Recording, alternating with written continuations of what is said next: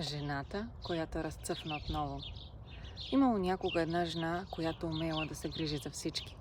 Събуждала се още преди утрото да отвори очи, преди първата птица да разпери криле, преди слънцето да докосне прозорците и преди малките боси крачета да затичат по пода. Тя вече била станала.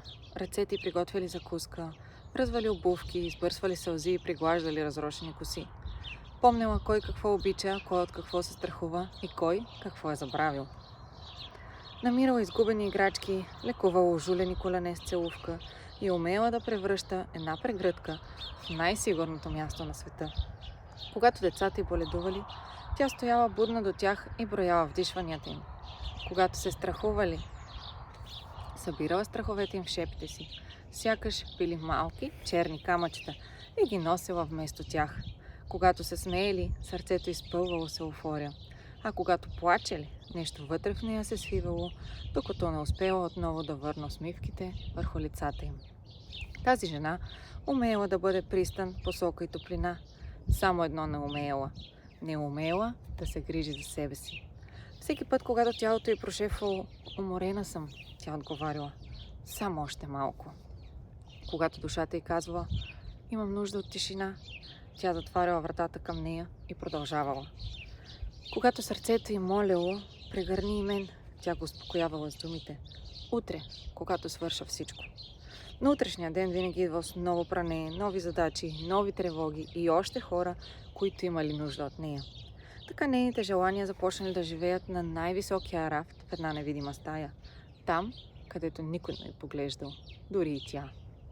Постепенно, жената забравила как звучи собствения й смях, когато не се смее заради някого. Забравила какво обича да прави, когато не е полезна. Забравила как се усеща кожата й под топлите слънчеви очи, как ухае косата й след дъжд и колко грациозно някога се е движило тялото й, когато танцувала сама в стаята. Понякога заставала пред огледалото, но виждала само нещата, които трябвало да поправи. Не забелязвала жената. Виждала майката, съпругата, работещата, грижовната, силната, но не и нея, не и себе си. Една вечер, след особено дълъг ден, тя усетила, че няма повече какво да даде. Децата най-после спели, къщата била притихнала, а върху масата стояла чаша и стинал чай, който отново не била успяла да изпие. Жената седнала до прозореца. За пръв път от много време не подредила нищо. Не станала да измие чашата. Не проверила дали всички врати са затворени. Просто останала там. От градината се носел мирис на влажна пръст и трева. Нощният въздух докоснал лицето й като хладна длан. Някъде в тъмнината щурците свирили своята тиха песен, а луната разливала сребърна светлина върху пътеката. Тогава от очите й потекли сълзи. Не шумни и драматични, а тихи, топли, стари. Сълзи за всички пъти, когато била силна, без някой да я попита дали може още. За всички мигове, в които била прегръдка за другите, а самата тя останала непрегърната. За всички свои нужди, които наричала капризи. За жената, която някога била и която сякаш се била изгубила някъде между детските дрехи и работните задължения и безкрайните списъци. "Къде си?" прошепнала тя към отражението си в стъклото. "Остана ли нещо от теб?" В този миг забелязала нежна пурпурна светлина в дъното на градината. Станала и излязла навън боса. Земята била прохладна под стъпалата й. Росата целувала глезените й, а нощта обгръщала раменете й като меко кадифено на метало. Жената тръгнала към сиянието и в най-отдалечения край на градината открила цвете, което никога преди не била виждала там. Той имала силно стъбло, бодлив златист център и дълги пурпурни листенца. Стояло изправено сред тъмнината, нежно, но не и беззащитно. Красиво, без да се опитва да бъде харесано, отворено към света, но здраво вкоренено в земята. Това била ехинацеята. Когато жената се навела към нея, цветето разтворило още по-широко листенцата си и въздухът се изпълнил с мек аромат на земя, лято и нещо отдавно познато. "Ти ме повика", казало цветето. Жената се огледала уплашено. "Аз ли?" "Да, повикаме в мига, в който най-после призна, че и ти имаш нужда от грижа."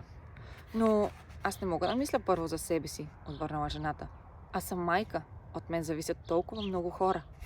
Ехинацеята леко се поклати, въпреки че вятър нямало. Виждаш ли моите корени? Попитала тя. Не, те са скрити под земята. И въпреки това, благодарение на тях стоя изправена. Те не се виждат, но ме хранят. Държат ме цяла. Ако престана да се грижа за тях, няма да мога да давам нито сянка, нито красота, нито семена. Ще увехна, макар дълго време да изглеждам силна. Жената докоснала едно от пурпурните листенца. То било кадифено и прохладно, а по върховете на пръстите й преминала топла прегръдка. Но ако поставя граници, няма ли да нараня хората, които обичам? Границата не е стена, отвърнала ехинацеята. Тя е врата. Ти решаваш кога да я отвориш, кого да поклониш и кога да я затвориш, за да си починеш. Любовта без граници постепенно се превръща в изтощение, а любовта с здрави граници може да остане жива. Жената замълчала. За пръв път някой казвал, че има право да затвори вратата, без това да означава, че е престанала да обича. Толкова години се раздавах, прошепнала тя, че вече знам кое е мое, че вече не знам кое е мое и кое принадлежи на другите. Тогава се върни в своя център, казало цветето. Постави ръка върху сърцето си. Жената го направила. Под дланта й топтяло нещо уморено, но живо. Сега кажи. Разпознавам кое е мое и освобождавам онова, което не ми принадлежи. Жената повторила думите. При първото им изричане гласът й треперел. При второто станал по-ясен, а при третото нещо тежко се отлепило от раменете й и паднало върху земята, като старо, ненужно пълто. Тя поела дълбоко въздух. За пръв път от години усетила, че дробовете й могат да се изпълнят до край. А сега кажи. Имам право да пазя времето, тялото и енергията си. Жената отново повторила думите. Пурпурна светлина се разляла около нея. Минала през уморените й стъпала, през корема, в който толкова често заключвала тревогите си, през гърдите и гърлото й. Сякаш всяка част от тялото й, която дълго била мълчала, най-после можела да говори. Тя почувствала ръцете си не само като ръце, които готвят, носят и почистват, а като ръце, способни да творят и да галят самата нея. Почувствала краката си не само като крака, които бързат от задача към задача, а като крака, които могат да танцуват. Почувствала сърцето си не само като дом за всички останали, а като свое собствено живо място. Ами, ако ме нарекат егоистка? Попитала жената. Ехинацеята се усмихнала по начина, по който само цветята умеят да се усмихват. Без устни, но с цялото си присъствие. Егоизмът казва, само аз имам значение, а грижата към себе си казва, и аз имам значение. Усещаш ли разликата? Жената затвори очи. Да, най-после я усещала. Ти не си създадена, за да изчезнеш в любовта към другите, продължило цветето. Създадена си да присъстваш в нея. Децата ти не се нуждаят от майка, която се е превърнала в сянка. Те имат нужда да видят жена, която уважава себе си, почива си, смее се, греши, мечтае и отново разцъфва. Така и те ще се научат, че любовта не изисква човек да се изостави. Тези думи докоснали най-дълбокото място в нея. Жената осъзнала, че децата й наблюдават не само как се грижа за тях, те виждат как се отнася към себе си.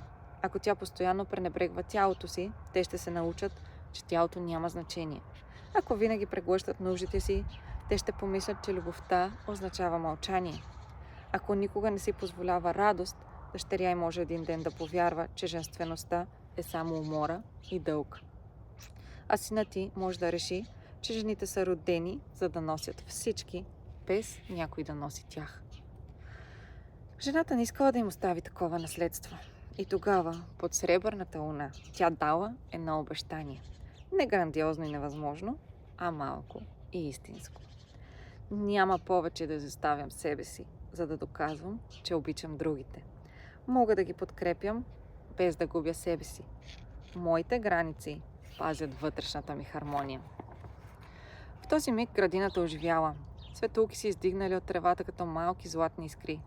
Листата зашумели, въпреки че вятърът още спял. Някъде наблизо се разнесъл аромат на цветя и топъл летен дъжд. Жената разтворила ръце и се завъртяла бавно върху влажната земя. Отначало несигурно, после с лекота и накрая с онази забравена грациозност, която никога не била напускала. Била само заспала. Смехът ти се издигнал към небето, истинският смях, свободен, топъл и малко див. В тялото й се разпилява тиха еуфория. Не онова бурно щастие, което идва от външни победи, а дълбоката радост да се завърнеш у дома след дълго отсъствие.